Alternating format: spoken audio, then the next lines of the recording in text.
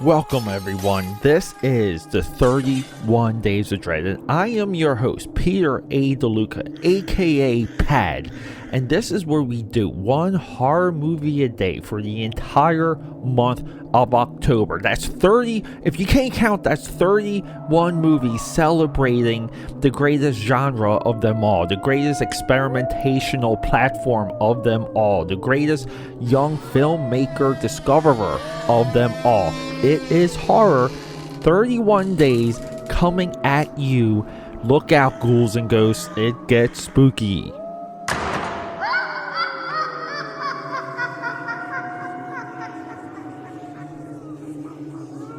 Alright everyone, coming out of that intro hot, this is what I call the telethon portion of the podcast. This is where I pitch myself to you for your support. Your support means everything to me because we're fighting, the AKAPAD army is fighting against algorithms everywhere. Algorithms, I ate some cereal earlier today, I dumped it into my bowl and it was full of algorithms. Okay, bad joke. Alright. Sharing this podcast, telling your friends about it, leaving comments, leaving reviews. This is how we grow AKAPAD's audio audacity. Your support there is more valuable than anything other than like a high five in person, because I'd love a high five in person.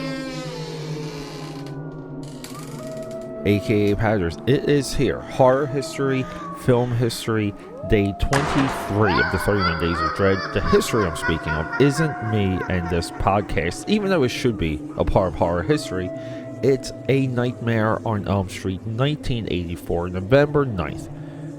This movie was budgeted for just under, Wes Craven, $2 million. Grossed $25.5. Built what would later be called New Line Cinema. New Line Cinema once was nicknamed the house that Freddy built, and through 1984 to 1991 we had a franchise, potentially the biggest franchise of any sort compared to Planet of the Apes. The original Planet of the Apes, James Bond, even though, like, again, James Bond's just straight up episodic, it's not a continuation.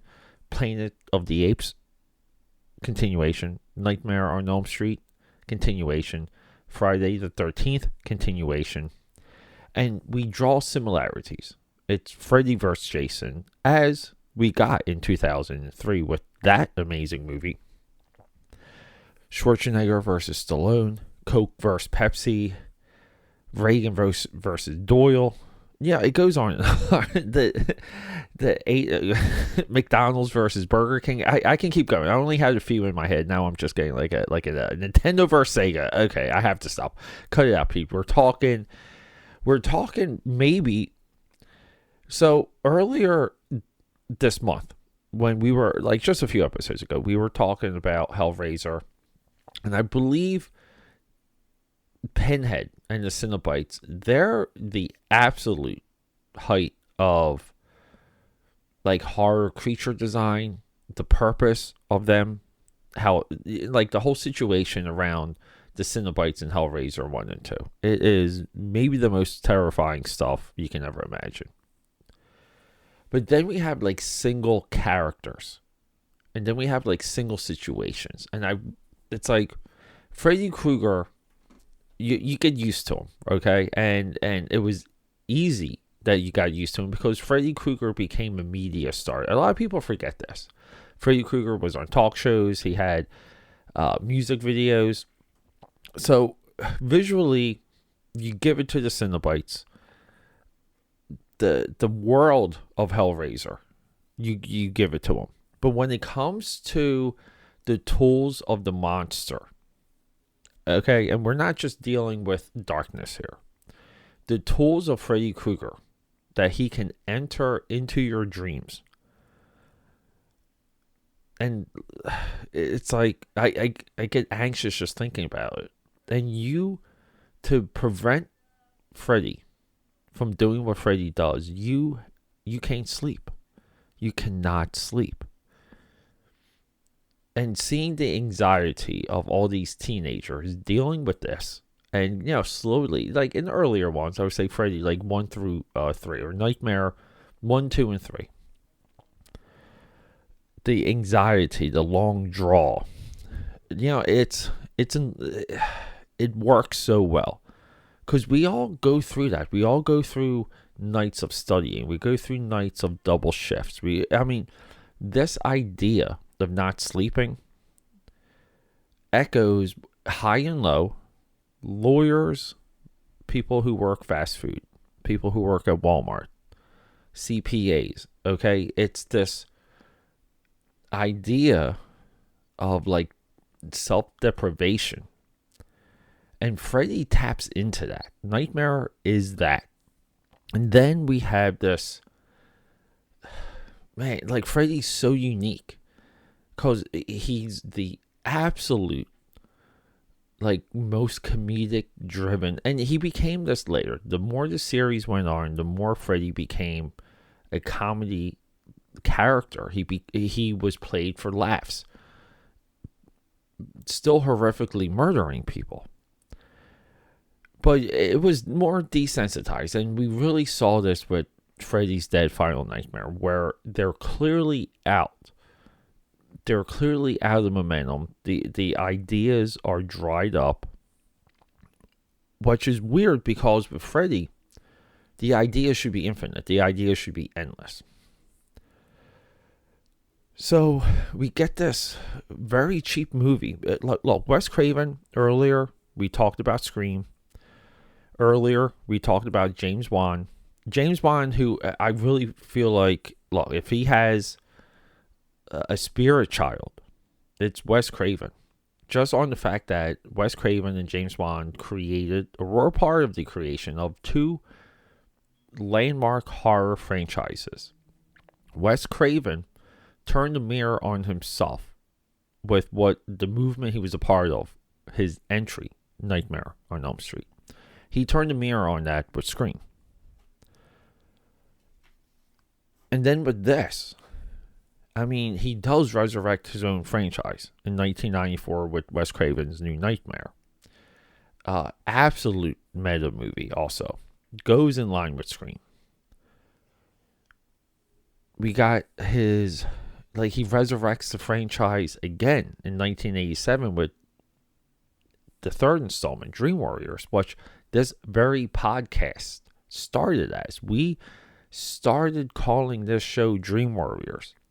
We wanted to embody a lot of even what that movie represented in the original run of this show. The theme song at one time aped the Dream Warriors song by Doka. But what we have with Nightmare on Elm Street, we have young Hollywood coming into frame. Johnny Depp. We have a new, I want to say a more artistic, more intentful use of the slasher trope. Everything around Freddy, because his origin is so unique and fearful and deadly, we get a horror movie that taps into that, because the origin of the horror within the movie is directly linked to the creation of the villain. And the villain, Freddy, is born through fire and torture and pain. He's inflicted it, and he had it brought on himself. And in some way, he linking it to Halloween Kills. Evil never dies. You have to find a way to kill evil, but evil never dies. And Freddy coming back for essentially paying his dues on something that he deserved, where somehow we gained a little bit of sympathy for the character Freddy Krueger, and we do understand his plight throughout the movie. And this is a unique position with the original 1984 Nightmare on Elm Street. Now, do I think this movie should ever be like rebooted. Look, because we have those conversations. A Nightmare on Elm Street 2010, I did on this show. Maybe it might be last year, maybe the year before. It's one of the best reboots, reintroductions ever. The solutions to Freddy's psychosis is streamlined in that. This movie or franchise, it takes us multiple years, multiple movies to really get into the marrow of why Freddy is Freddy, and how there is like somewhat of a curse, and there's a generational infliction. With that being said, Wes Craven easily says two things with the first Nightmare. He's a freaking genius, and horror is the battleground for young filmmakers. Everything else is the exception, but horror is the filmmaker genre, period. And there's a stack of deaths. The opening for Nightmare I completely love because it's somewhat like 16 millimeter. Yeah, it's just cool stuff. The death of Johnny Depp, the imagery, the nursery rhyme, which went all the way through 1991 with Freddy's Dead. Again, horror, everything runs through horror. Our artistry, everything. Intent will run through horror.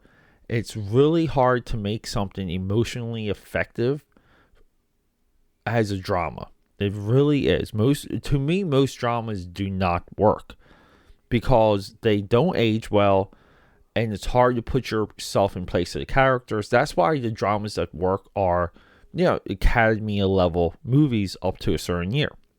But everyone, for the 31 Days of Dread, I could get a little bit deeper, tell you the plot of Nightmare on Elm Street. I think we're going to do that with the next episode. Because there's a lot of things that have to be said about the next one. So hang tight. Day 24 is coming. Nightmare on Elm Street 2, Freddy's Revenge. Freddy's Out for Revenge came out just about a year to the date than the original. They put that movie together in 1 year. How awesome is that? Let's go. And to continue this telethon, where we're not talking about high fives, there's other ways to support me. I'm a living professional. I'm a full-time freelancer.